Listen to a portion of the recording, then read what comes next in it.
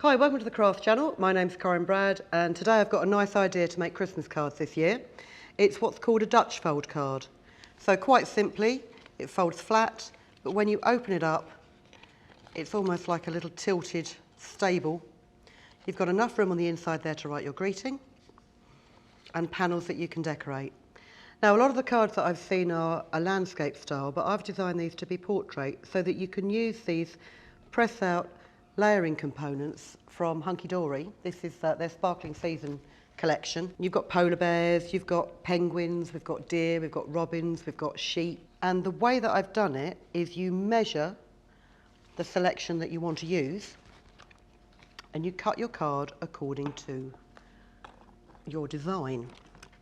So there will be a template to download in the description below, and it's a very simple template. It is just showing you where to cut and where to score. And the only dimension that you need to worry about is the size, or more to the point, the width of your main motif. On a circle it's a bit different, you need the width on the inside, but you can suss that one out. Take your piece of card. Now the main motif I'm going to use on this is this arch-shaped deer motif. Let's just pop him out. So this motif here is 8.5 centimetres wide, which is why this panel here is 8.5 centimetres wide. And I've made it, I think 9 centimetres deep, no, 9.5 deep. So once you've got that dimension, your card needs to be twice the width and twice the depth plus 4 centimetres. So this was 8.5 centimetres wide.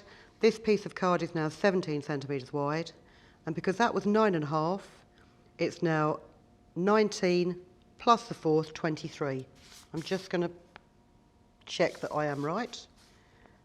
Yes, I am.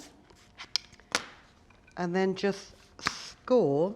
I've marked it out here, but you can see from the template. You want to score this line here. This is your top fold. And you want to score these lines going down because these are like the folding doors. And then what you need to do is you need to trim away these top two corners.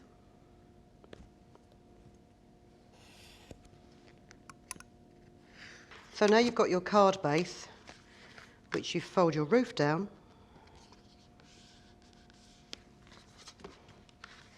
and your doors in.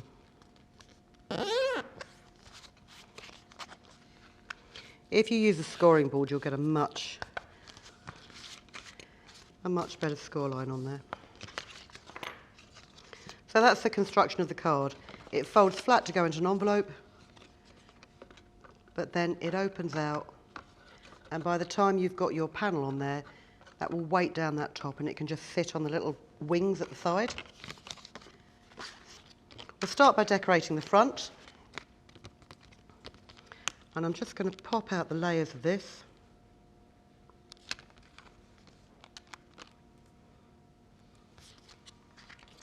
And I'm going to fix the frame to the card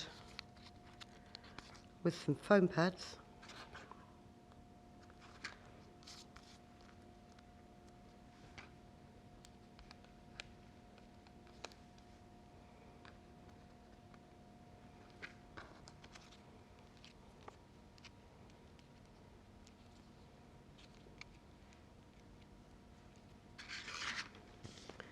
I'm going to line up the bottom edge and the sides.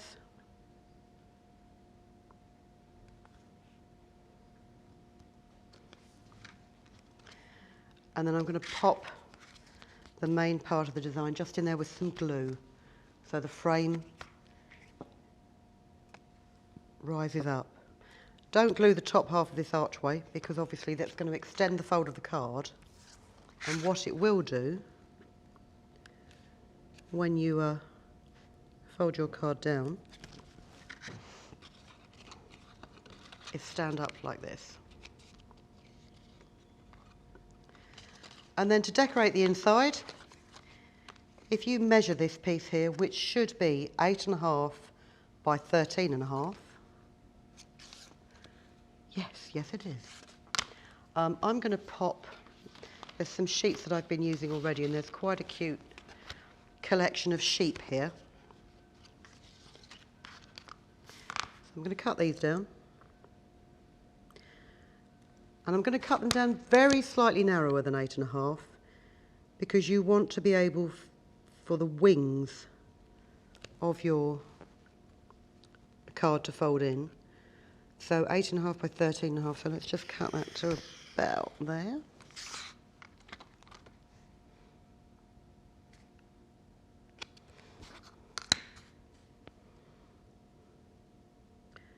And about there.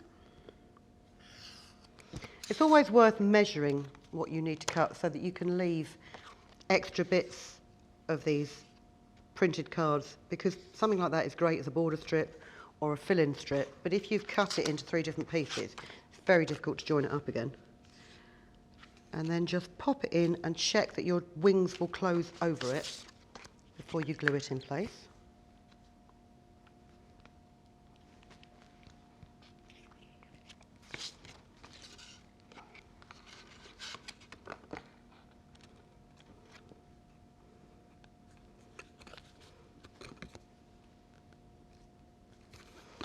And also check that your top folds down neatly over it.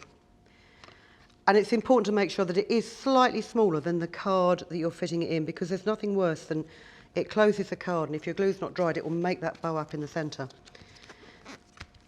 Just on the outside, I'm going to decorate these, and because it's like a gatefold, and I want to make sure it matches up perfectly, I'm going to cut my piece of card 8.5 by 9.5, and then I'll show you the way that I find easiest to get a good match. So 8.5 by 9.5.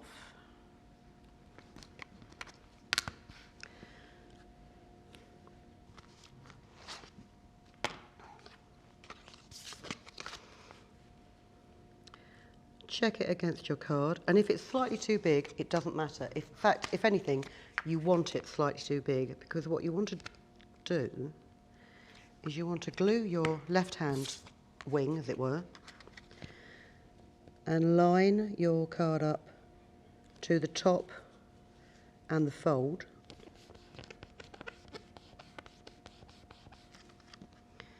And then open it up and just trim any excess off the bottom edge.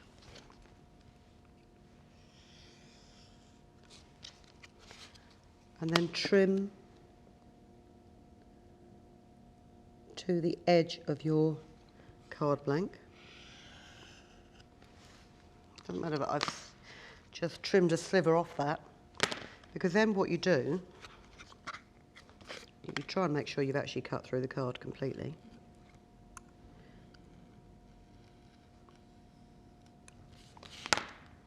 Is glue the other wing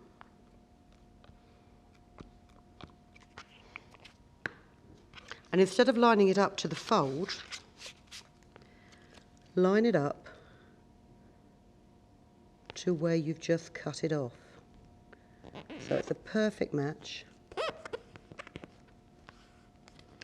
And then if you have cut your piece of card too wide, you can just flip it over and trim that excess off from that fold.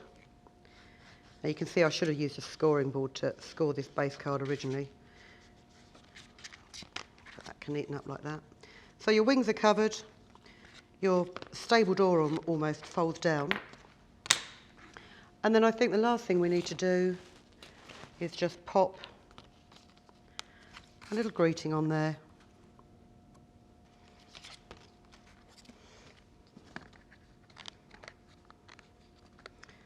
And what I'll do is I'm just going to pop that across the top, just tucked underneath the frame.